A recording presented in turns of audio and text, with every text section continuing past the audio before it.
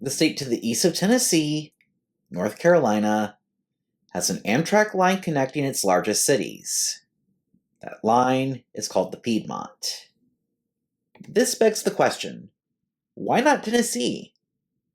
And why do other proposals for improved rail not include connecting different parts of Tennessee, particularly Nashville and Memphis? I mean, Nashville and Memphis are arguably even bigger cultural centers than Raleigh or Charlotte.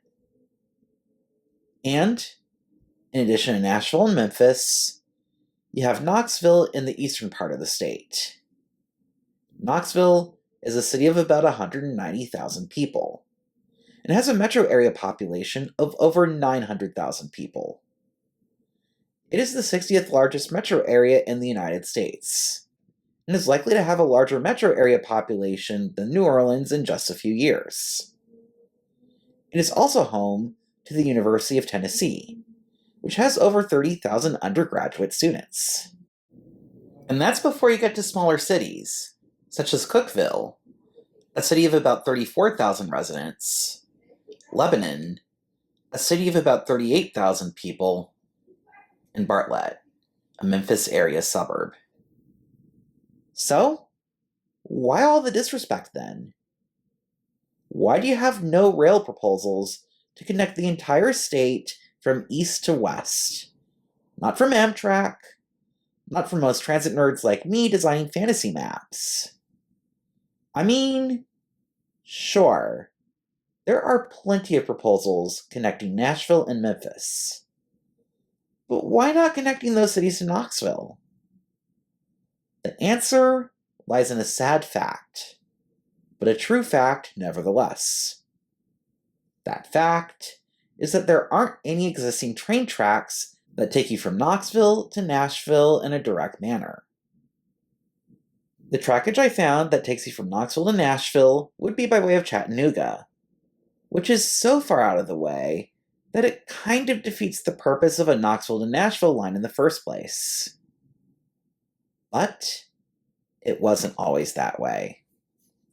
There was actually passenger rail trackage that connected Knoxville to Nashville directly at one point.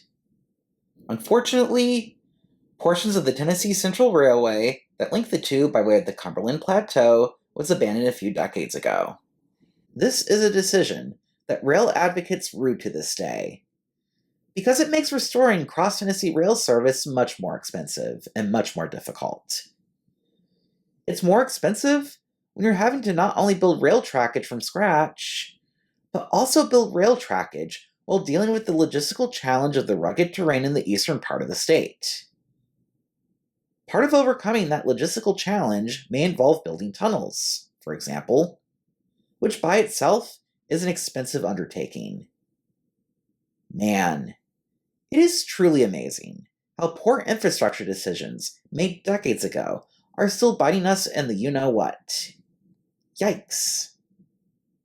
It bites rail advocates because, if we're brutally honest, most of the focus when it comes to Amtrak expansion is focusing on activating service on trackage that already exists, rather than building new tracks. As much as it would be great to see tons of new trackage built where new trackage needs to be built, the fact of the matter is that this is not where Amtrak is devoting its energy.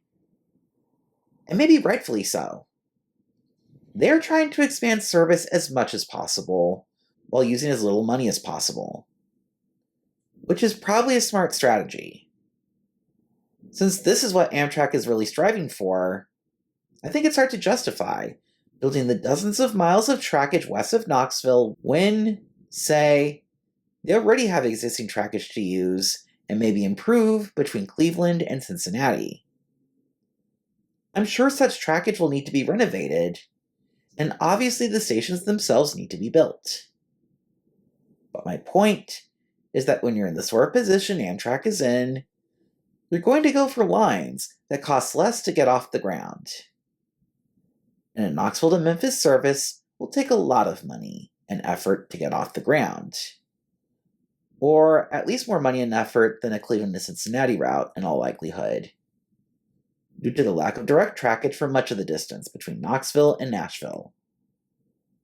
It's an unfortunate fact, but a true fact nevertheless. Despite that unfortunate fact, I would include a Knoxville to Memphis by way of Nashville route in my vision for Amtrak. I do believe in the usefulness of such a route, if it were to exist. But I think it would be part of a phase 2 of Amtrak expansion. After an earlier phase of Amtrak expansion, hopefully show skeptical politicians and voters that passenger rail expansion is worth investing in. If you have any thoughts on this topic, make sure to leave a comment in the comment section below. Make sure to also like this video and subscribe to my channel for more content on imagining better mass transit in the United States. Thank you and have a good day.